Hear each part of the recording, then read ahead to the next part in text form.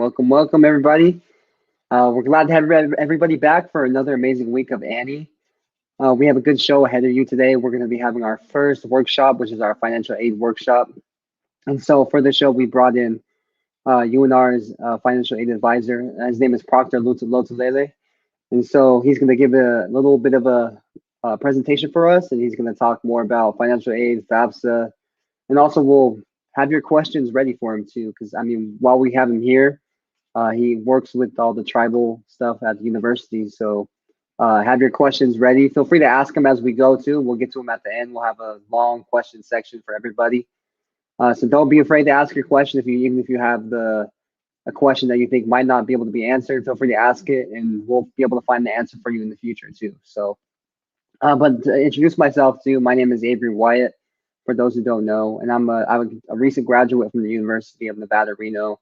And yeah, I'm your host for tonight. And to introduce my co-host is Ferdina herself. So Ferdina, would you like to introduce yourself? Good evening, everybody. Welcome to another evening of ANNY. I'm excited to hear what Procter has to say, and please listen up because those financial aid people are really important to paying for college and getting all your scholarships in order and whatnot. So excited for tonight's presentation for Dina Dry Romero with the Nevada Department of Education. Back to you, Avery. Cool. Thanks, Dina, for your amazing introduction as always. And now, yeah, to introduce our guest that we have for tonight, his name is Procter Lotulelei. Procter, would you like to introduce yourself a little bit more? Tell us about where you're from, a little bit of your background, and yeah. Hello, everyone, and good evening. It's a privilege to be here to help present a little bit of the knowledge I have of financial aid with ANNY. Just a quick introduction. My name is Procter Lotulelei. I am Tongan, and I work here in the financial aid and scholarships office here at the University of Nevada, Reno.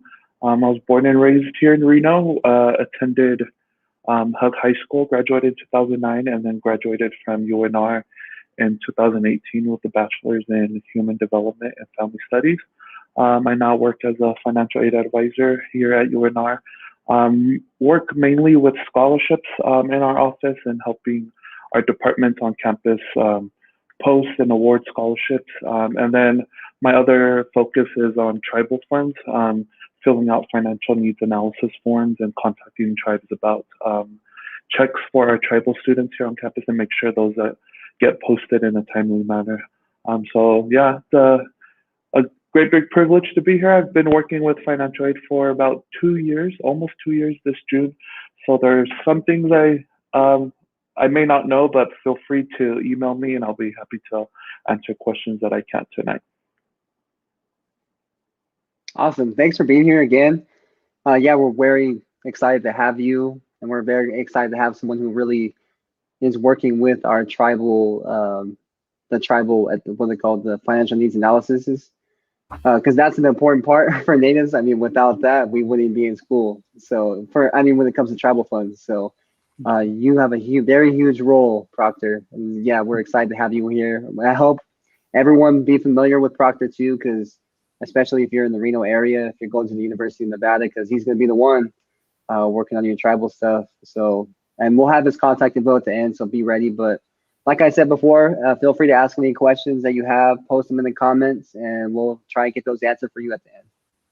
But now, Procter, I know you have a presentation for us, so I'll just let you get into that. And then, yeah, like I said, everybody have your questions ready and answer them at the end. Or we'll answer them at the end, sorry. All right.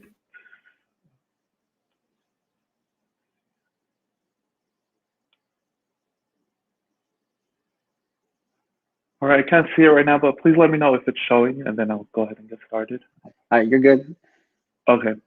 So just to reiterate what I stated, I'm Procter, and I work as a financial aid advisor here at UNR. If you want to take down my email right now, it's there at the bottom.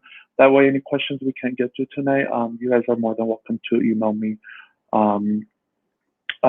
whenever you want. So before we get started, I would just like to give a brief definition of what financial aid is. And essentially, financial aid is help given to students to make higher education affordable. And this is possible by filling out the FAFSA application through studentaid.gov. And what FAFSA stands for is Free Application for Federal Student Aid. And through this process, we are able to determine what students are eligible for as far as federal aid according to either the parents' tax returns or the student's tax return. A couple of items that I'm going to talk about later in my presentation are cost of attendance and expected family contribution, which kind of help play a role in how financial aid is connected with tribal funding. And these are numbers generated through the government, and they're based off of taxes from the prior year. So just a quick acronym to help us get familiar with FAFSA. So FAFSA, a little bit of steps in helping us filling out the FAFSA. The first thing you want to do is file or for financial aid earlier or beginning on October 1st. So if everyone can remember that financial aid, the FAFSA application comes out on October 1st of every year, and it doesn't change. And we hope that students keep this date in mind so that every year October 1st rolls around, they're ready to start filling out their financial aid for the next year. We also want students to apply using the IRS data retrieval tool if it's available to them. They've made it really easy for parents to upload their tax information straight from the IRS site using the data retrieval tool. And this will connect your parents or even you as a student, if you're filing with your own taxes, connect your tax information straight from the IRS into your application. F is for families no longer need to worry about tax filing. This has to do with the prior year. We no longer take the prior year, but 2 years before we focus on those taxes. Also, another important deadline is to submit your FAFSA by February 1st, and this helps put you in standing to get priority funding. With federal aid, a lot of it is based off of who fills it out first. So if you get in your application by February 1st, you're in good standing to get priority funding. And then award, an award notification will be emailed to a student starting this year in early April for next year. And then this letter, we state what you're eligible for as far as federal aid, and then any institutional grants or aid that might be available to you.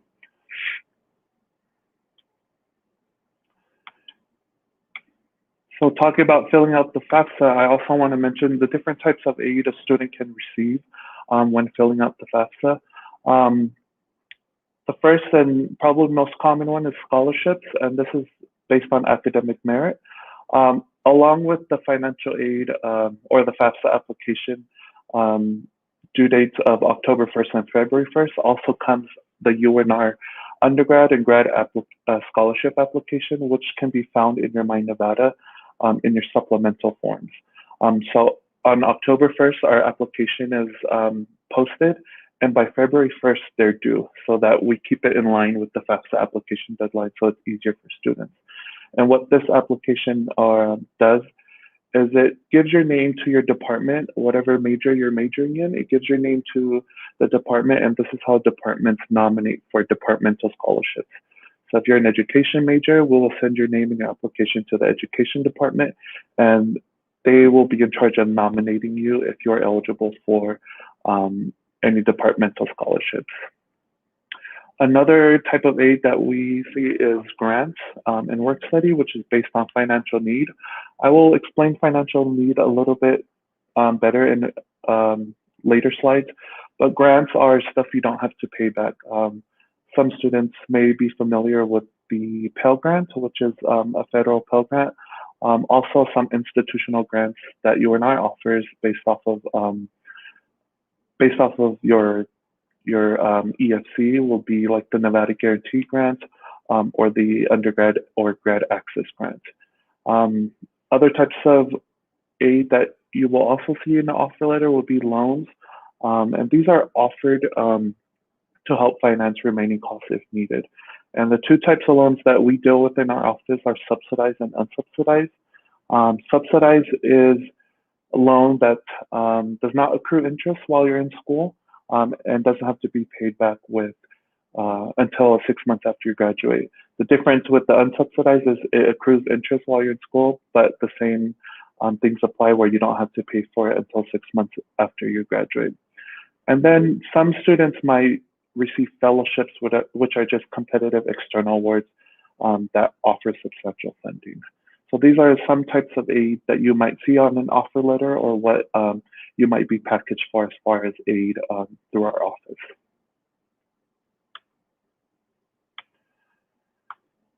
This is a process that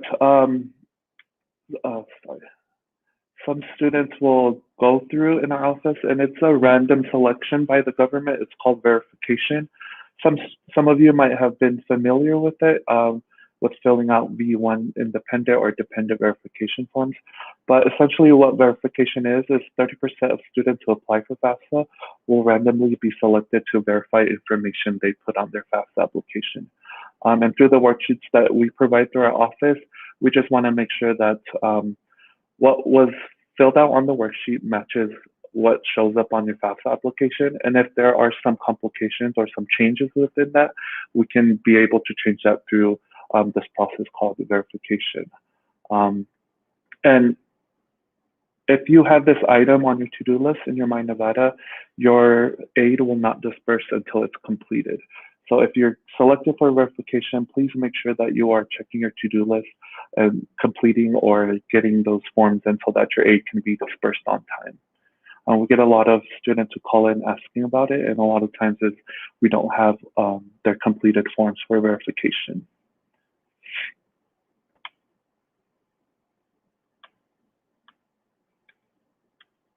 So to kind of tie everything together with financial aid is step one. You always want to fill out the FAFSA application October 1st and make sure that it's done before February 1st. The next step will be to watch out for your notification. We call it the offer letter here. So we will email that out to you, and you will know everything's complete once you have an offer letter emailed out to you with what you're eligible for in aid. Step 3 would be to enroll in your courses applicable to your degree. Financial aid will not pay for any courses that are not degree applicable, so make sure that you're enrolling in courses that apply to the major you're majoring in. And then step 4 would be to watch for disbursement of funds. So to kind of elaborate more on cost of attendance and expected family contribution, these are two numbers that you will get once you've completed your FAFSA application. And it'll say what your cost of attendance is and then what your expected family contribution is. So to kind of define what cost of attendance is, it's an estimated cost of what it might cost a student to attend UNR. It's used for budgeting purposes, and this number is also the maximum amount of aid a student can receive. So for an in-state student, their cost of attendance will be different from an out-of-state student because in-state students don't have to pay as much tuition as an out-of-state student. So cost of attendance is also by residency, and that's how you know how much aid you can receive up to. It doesn't mean this is what you're going to pay or what you're expected to pay. It's just a number we put forth to help us with budgeting purposes. When your tribal funds come in, your scholarships come in, we make sure that they're not exceeding your cost of attendance. The expected family contribution number, this is a number generated by the government, and it's based off of the prior taxes that are going to be reported on your FAFSA application. A lot of students think that this is what the family has to pay in order for the student to attend, and that's not true at all. It's just a number that we use based off of what your parents might have made in the prior year or what you may have made. It just helps us determine financial need and how to award some certain scholarships. So it's not an amount of what a family expected to pay, but just a number generated by the government based off of your prior tax return. And these two numbers are used to calculate financial need, which I will get to in our next slide. So financial need. The easiest way to know what financial need is, we have a formula to calculate financial need, and that is your cost of attendance minus your EFC, and that will equal your financial need. So for example, if your cost of attendance is $20,000 and your EFC, which is the number generated by the government, is $5,000, you will have a financial need of $15,000, which means any need-based scholarships, you will have $15,000 of room to fulfill that need. For tribal funds, how we calculate it is your cost of attendance minus all the aid that you're going to be awarded, and that equals your tribal funds need, which will be determined of how much your tribe will award you or assist you with. This is determined through the tribal financial needs analysis forms, which are sent to me, and I fill out, and I make sure to include your cost of attendance, your expected family contribution number, and then list all the awards that you receive. And then I use this calculation to help determine what the tribes may need to award you for that year. Even though I may give them a suggestion, it's still up to the tribe of how much they're going to award you for the semesters. And in order to have to complete the financial needs analysis form, your FAFSA application has to be complete. Some tribes I work with, if it's not complete, then the student does not get aid. So the quickest thing to do is just to fill out your FAFSA application and make sure you have that in, so that we can fill out so I can fill out your tribal financial needs analysis form. So just to give a layout of what I do with tribal funds is, first, financial needs analysis forms are mailed into me, and we receive them here in our office. And depending on each tribe and each requirement, I fill it out based off of what they're asking for. And usually they're mostly the same things, but they're based off of your FAFSA application, your cost of attendance, your expected family contribution, and any aid awarded for the year. The due dates for these are just, they just depend on the tribe and how fast they need it. Most of them are time sensitive, so when I receive them, I try to fill them out as fast as I can, and fax it back out to the tribes or email it back to the tribes. And what I've done this year is, every time I receive a financial needs analysis form and I send it out, I make sure to send a copy to the student with their email that's on file in My Nevada. So make sure that your emails are up to date in My Nevada so that you can receive your financial needs analysis form there, because sometimes the fax won't go through or the email won't go through, and that way you have a copy and you can send it to the tribes that need it. For tribal checks, once financial needs analysis forms are completed and sent to the tribes, they'll determine how much they want to award you. Usually tribal checks are semester specific, so when they send in a check, it'll be for that specific semester that we're currently in. So if you complete your financial needs analysis, you should receive 2 checks, one for the fall and one for the spring. As soon as I receive them, I post them to your account, but the payments are handled through cashier's office, and then make sure that those are applied to your account. And then for the fall, to make sure that we keep room in your budget to have the spring semester check fit in, I put a placeholder there. And some of you might be familiar with the placeholder.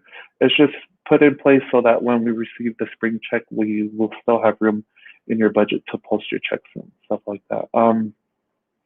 The disbursement of funds, again, they're applied through the cashier's office, and it depends on each tribe and their requirements for refunds.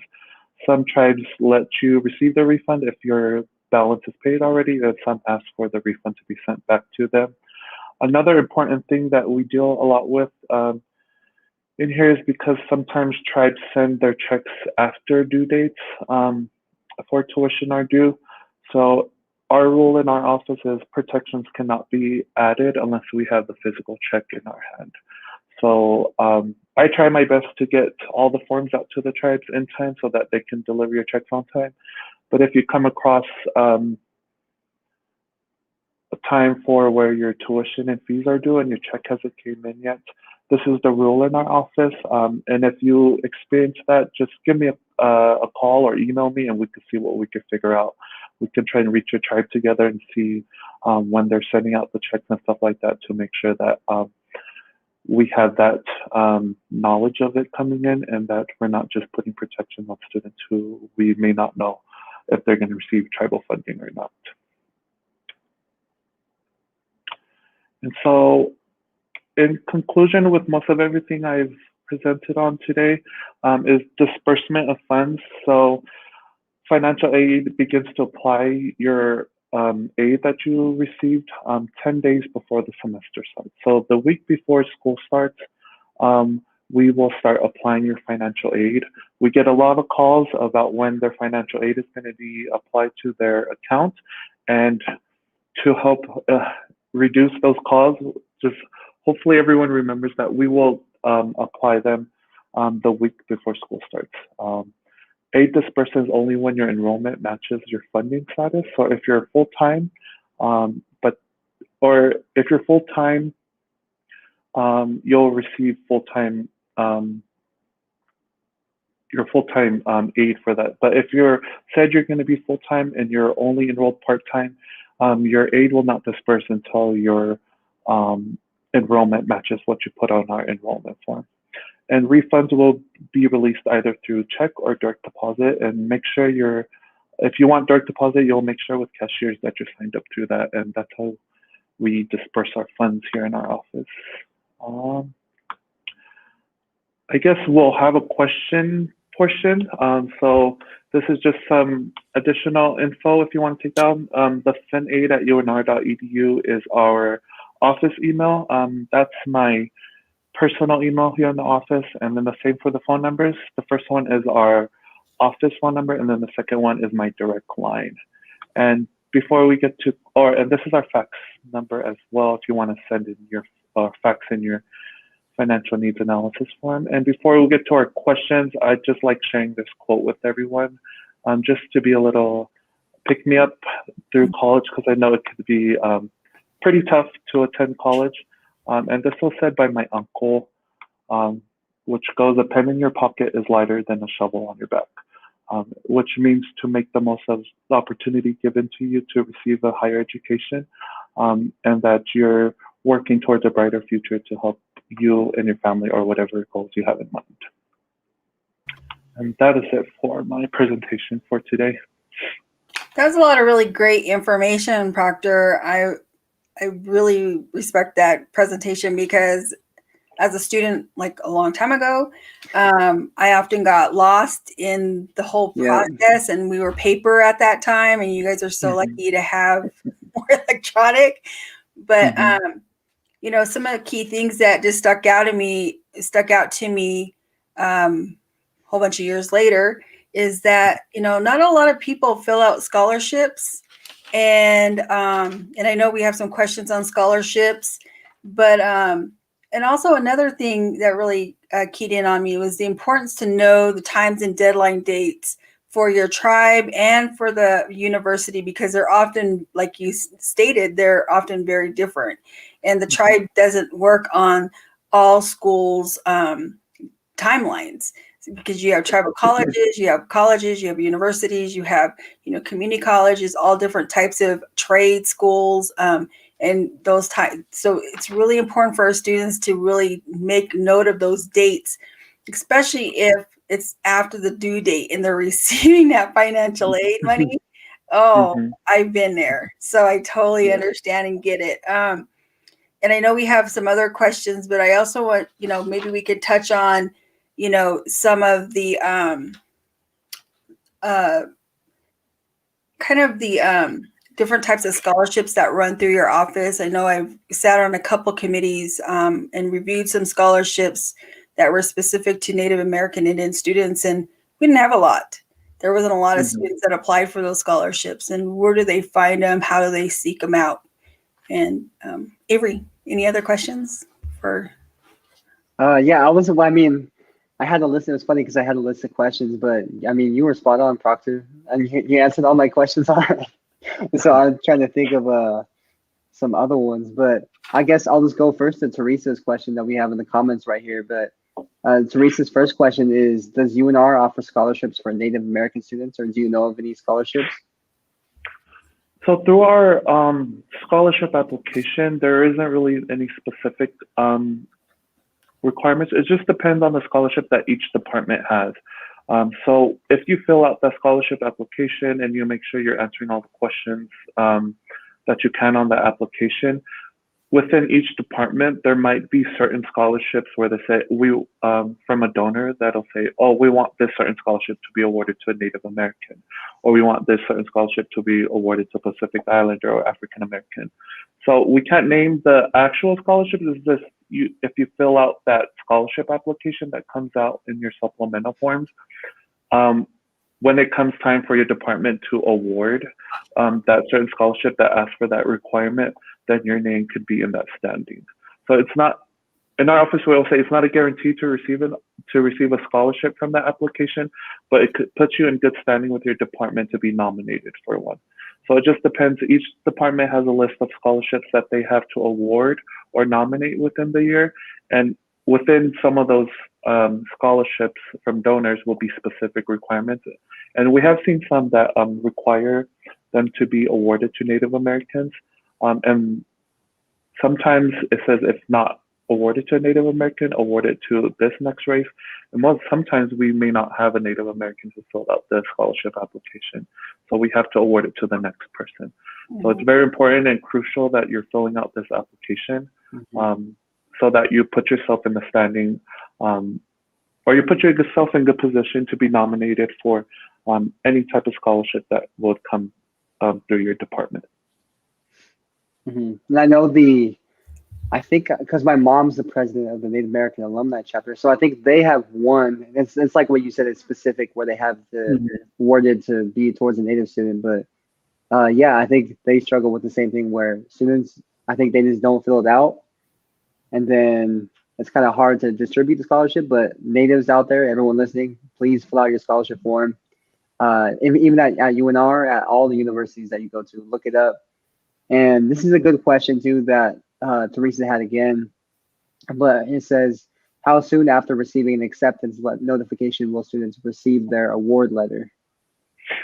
So admission and award letters are two different things. So once you're admitted to the university, that's a understanding that you're going to be you can be a student at the university. But for receiving an award letter, we have a timeline once you do that, because when students are applying for admission, we're working through 2 different years. So we're working through the current year and then the next year is to come. So for this year, we won't start packaging for next year until April. And usually it's around March or April after admission. And if you completed your FAFSA, we'll start sending out award letters. But the first one will be for the most part, the first one will just be what you're eligible for as far as federal aid. And then as the year goes by, that's when we start getting nomination forms from the departments. And then your award letter changes every time we add an award to it. So if you have external scholarships or departmental scholarships or other grants, as soon as they're added onto your account, we send new offer letters every time. Okay, cool. And so I think, Teresa, that hopefully that answered your question. And for another topic that I guess we've kind of seen on our show lately is we have a lot of Native students who transfer. And so Dwayne asked this question. He said, if students transfer between schools, is financial aid seamless, or what do students need to be aware of when transferring? And especially, I'm not sure if you have dealt with maybe Native students transferring. Right. I think transferring is just the same for every student. You can't receive aid at 2 schools, so it's important when you're transferring over to a new school that you contact your financial aid office at your your school you're going to transfer from, and make sure that your aid is canceled for the upcoming semester. You're not going to be attending there.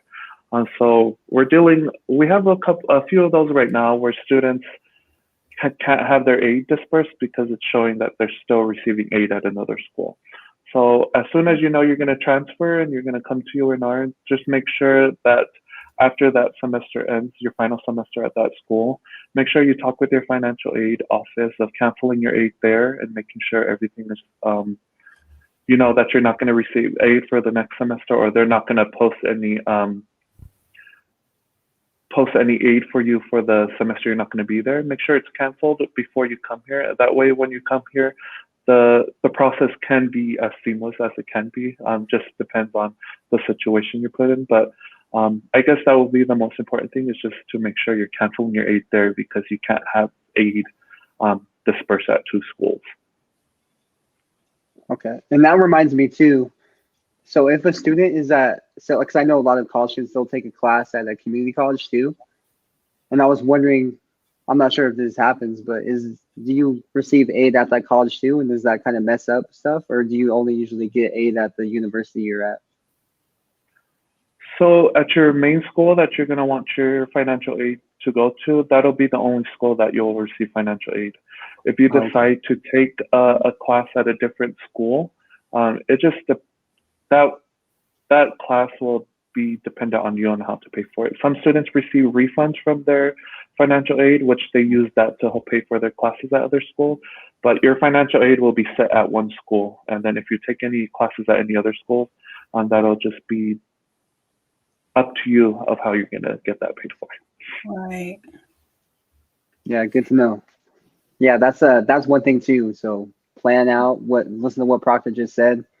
If you are taking a class in another school, plan out that financial aid so you will get more of a refund if you have to pay for it at that other university or community college that you're going to.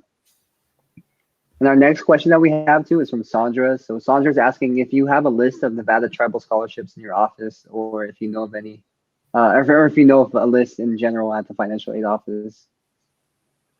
So we don't have a list of Nevada tribal scholarships, because most of the Nevada or tribal aid is done through the tribes with the financial needs analysis form.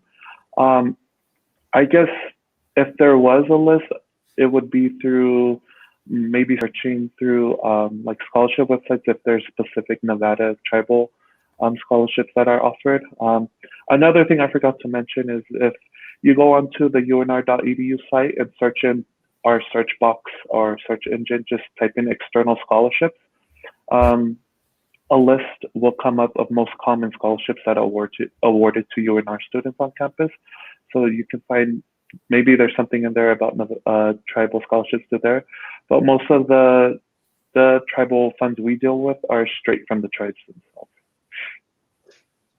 Right, that makes sense. Yeah. Yeah, because it's tough, because I mean there could be a lot, and yeah, like you said, most of them are through the tribes too. And the next question we have too for you is, do you have any tips to share with younger high school students to financially plan for college? Yes, something that I didn't really do as a high school student, and maybe it'll help students who are watching, is look for as many opportunities to apply for scholarships as you can. The high school I went to, they offered high school scholarships, and I kind of just brushed it off and didn't apply for them. But your high school will offer scholarships to you. There's going to be scholarship search engines such as fastweb.com or Scholarships America. It may be a hassle filling out applications after applications for scholarships, but they're out there. It's just they need people to apply for them. So if you apply for as many scholarships as you can through your high school, you can even check through your community, through church, through scholarship search sites and stuff like that. There's a bunch of scholarships out there that students are not applying for. So if you make it, if you make it a habit just to try and complete a scholarship application maybe once a week in your senior year of high school, it gives you more of a chance to receive more aid or be in good standing to receive that scholarships. But always look around for opportunities to apply for them. Check with local high schools, local businesses, and see if they have applications for scholarships that you can apply for. Yeah, and that sure does beat having to pay back any loans, right? Right. Yeah. I don't even like looking at my number. You're triggering my thoughts, making me think of my number because it's up there. My loans are all paid. Oh, good for you. Yeah, I know. That takes us to Jarrett's question. If a student's EFC is too high to qualify for financial aid or grants, what options do they have rather than taking out student loans? How do students in this category qualify for scholarships if most are need-based? Right. So with the EFC being too high, that puts you out of range for federal aid. You'll still be eligible to receive student loans, but that's where applying for external scholarships comes in handy because some of them are not need-based. A lot of the scholarships we also deal with through the departments, most of them, it's kind of half and half. Some are need-based and some are not. So just putting yourself out there and getting scholarship applications done, that can be another option for you. I know we deal with this with a lot of students, but in our office, we can't really change the number of the EFC unless you had an extenuating circumstance where we could try and see if we could use a different or the next year's tax return to help to see if you can reduce that, because some things may come up where say we need 2019 taxes from 2 years ago. Maybe your parents made a lot of money then, but in 2020, your parents might have went through the pandemic or lost their jobs. So we can do a reevaluation where we can use the parents' taxes from the year before instead of the prior year, and use that to evaluate to see if we could change the EFC number. But I guess essentially it would be to help deal with this question is to apply for as much external scholarships and completing your school's scholarship application, because they're not all need-based. And so for another question too, this one's from Dwayne.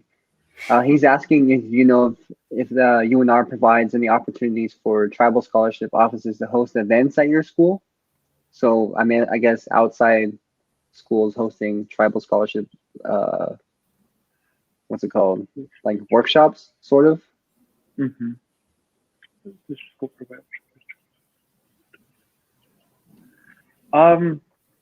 We haven't had much tribal offices contact our office about workshops, but we're always up for it.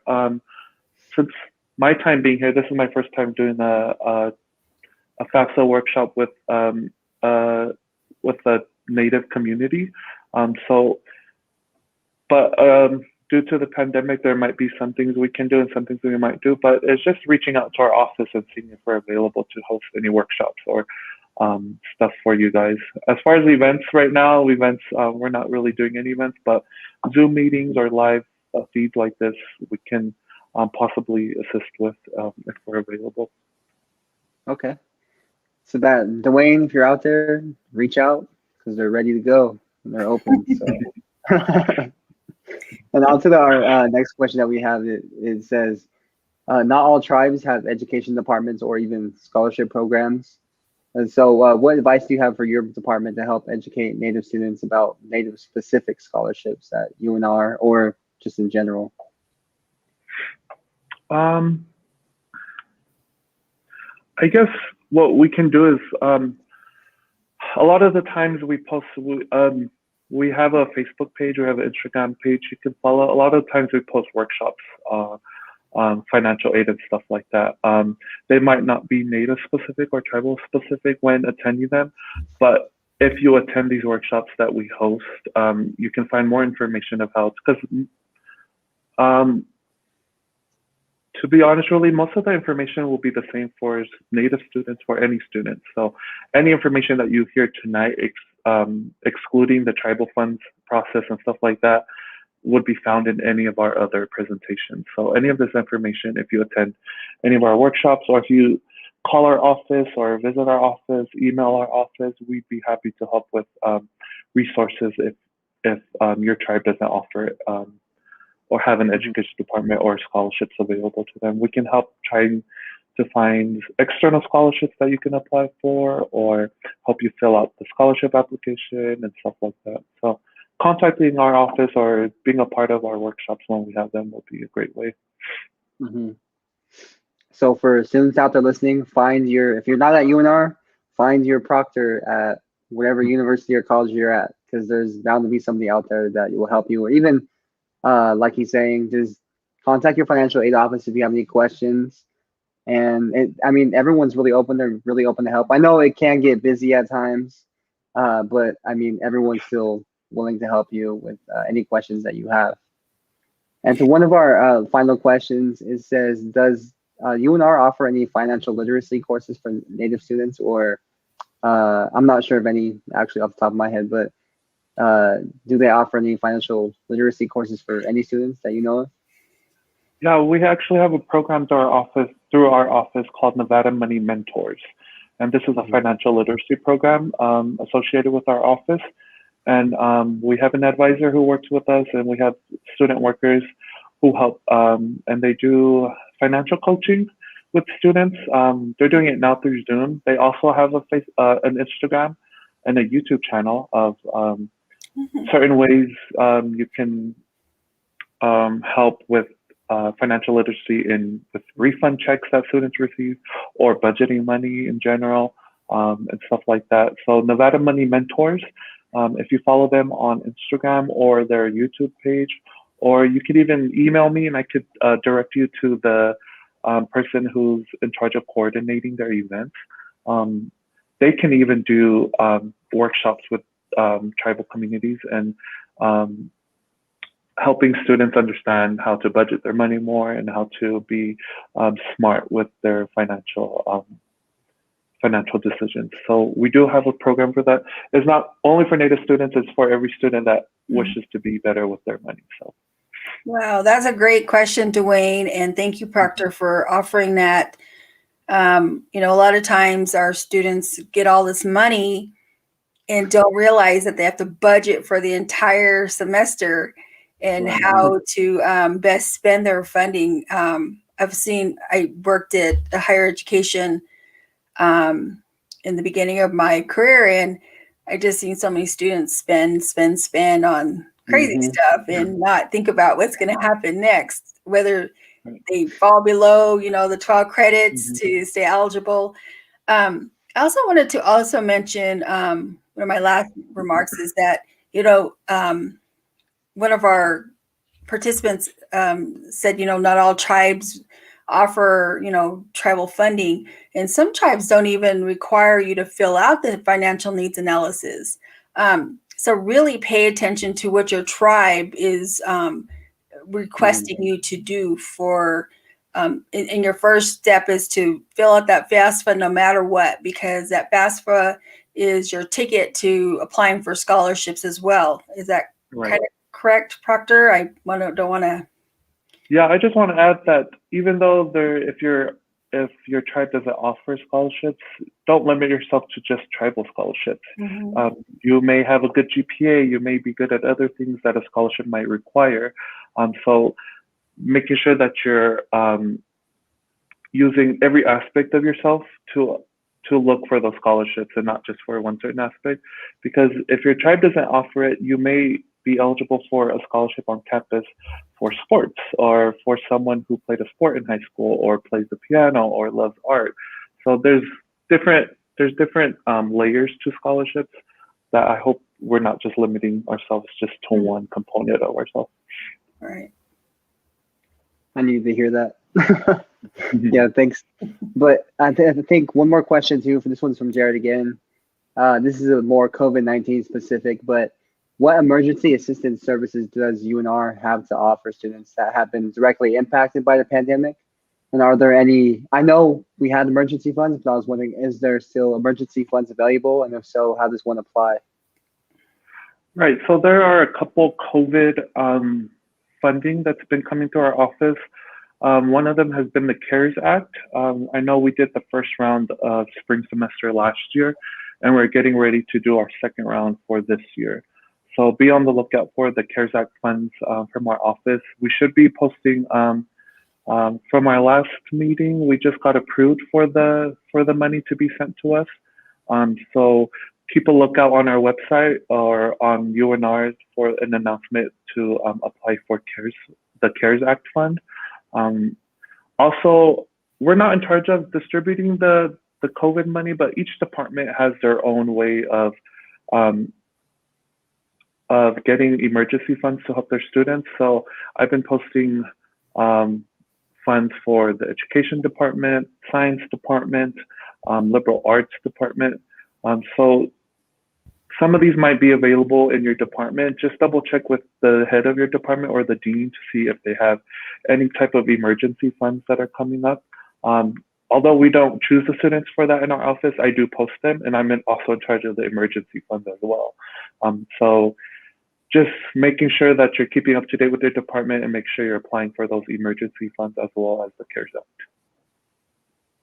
Very good. Thank you. Okay, so our last question that we have for tonight is from Teresa.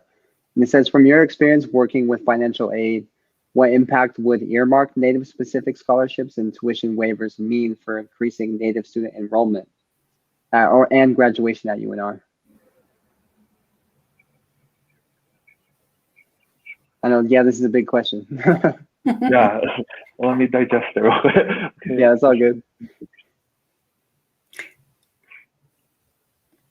I was gonna do the tune. Dun, dun, dun, dun. Yeah. Well, I think my experience, because I haven't been here too long working with tribal funds. I'm just going into my second year. But one thing that, I don't know if it'll answer your questions, but one thing that I see maybe some students can change their mindset on is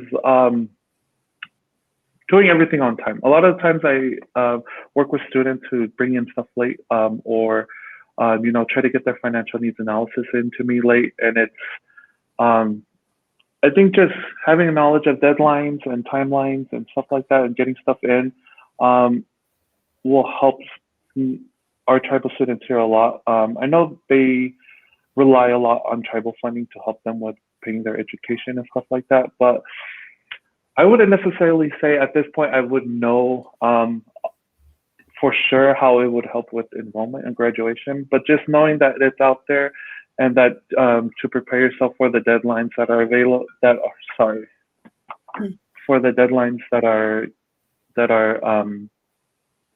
associated with financial needs analysis forms, and also having a good relationship with the tribes that are funding your tribal funds. A lot of students turn it in and then they rely on me to contact their tribes or stuff like that. And I always refer back to it, like, it should be up to you to contact your tribe, set a good relationship with them and letting them know what your situation is with them. I don't know if it's answering your question. It's a really big question, but just for students to be in good relationship with their tribes and getting things on time to them so that they can make sure that they're returning the favor and getting your funds into our office on time. Very important. Mm-hmm. Mm-hmm. Well, that's I don't know if I answered the question. No, yeah, you're good. It's a really big question because they're talking about giving Native students tuition waivers in the future, and so a lot of the people from the community are working on that right now. So hopefully we'll see that in the future. But I just want to say thank you for your time tonight. Thank you. You answered a lot of our questions that we had already. So it was an amazing presentation. For anybody who kind of hopped on late, or if you missed anything, feel free to go back and watch the presentation. Procter talks about everything from tribal funds to FAFSA to the FNAs. So feel free to go back and watch the show. And yeah, if you have any questions for Procter, feel free to send him an email. Scroll back to around 20 minutes. I think it's the 20-minute mark where he lists his email and his phone, his direct line. So feel free to give him a call. And even if you have any other questions about any other scholarship or financial aid opportunities at your university, find your proctor. I'm pretty sure they have somebody there on online. You can probably find somebody to contact at whatever university or college you're at. So first, I just want to say, yeah, thanks again, Procter, for coming out tonight. We loved your presentation, and yeah, we look forward to possibly working again in the future. All right, thanks for having me. Thanks, Procter. Cool. So have a good night, everybody. I just want to give a shout out first to Procter. Thanks again. And so next week we have Tanea Winder. She's going to be coming on and talking about pretty much, she has a whole range of stuff that she does, from going to Stanford to UNM, and also she's going to talk more about her music and her future career goals. So feel free to come out next week, same time. Yep, same time. Follow our social media. Yep. So follow our social media, share our videos, and feel free to go back and rewatch this video too. Take notes, and yeah, thank you. Have a good weekend, and we'll see you next week. Bye-bye.